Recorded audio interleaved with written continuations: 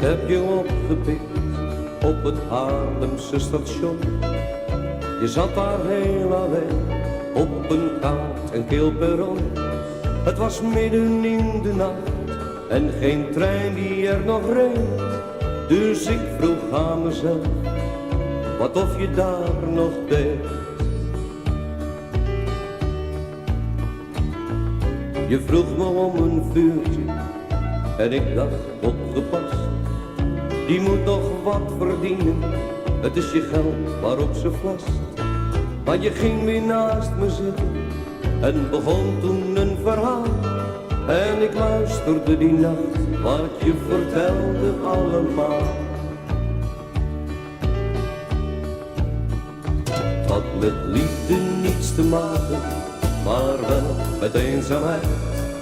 Je zag het niet meer zitten, want alles was je kwijt. Je nam de eerste trein op dat eenzame perron. En je wist dat hij zou rijden naar voor jou het eindstation.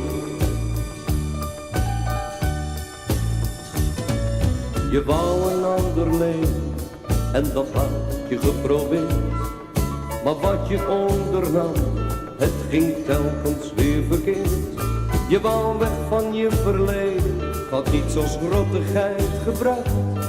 Dus wilde je vertrekken, voor altijd in die nacht.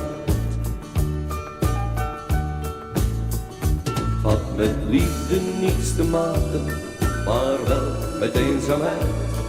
Je zag het niet meer zitten, want alles was je kwijt. Je nam de eerste trein op dat eenzame perron. En je wist dat hij zou rijden naar voor jou het eindstation. De uren die verstreken, zo kwam het tot een band. We rookten sigaretten en zaten hand in hand. En zonder het te weten ging de nacht aan ons voorbij. Je toverde een glimlach en knipoogde naar mij. Had met liefde niets te maken, maar wel met eenzaamheid. Je zag het niet meer zitten, want alles was je kwijt. Je nam de eerste trein op dat eenzame perron. En je wist dat hij zou rijden naar voor jou het eindstation. Ik heb je nagewijd op het Haarlemse station. En ondanks alle moeheid liep ik trots van het perron. Ik hoor mijn laatste woorden, ik wens je goede reis. Ik bewaar nog steeds je kaart met de groetjes uit Parijs. La la la la la la la la la la la la. La la la la la la la la. Je nam de eerste trein op dat eenzame perron.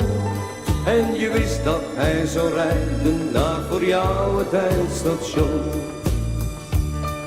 Je nam de eerste trein op dat eenzame perron.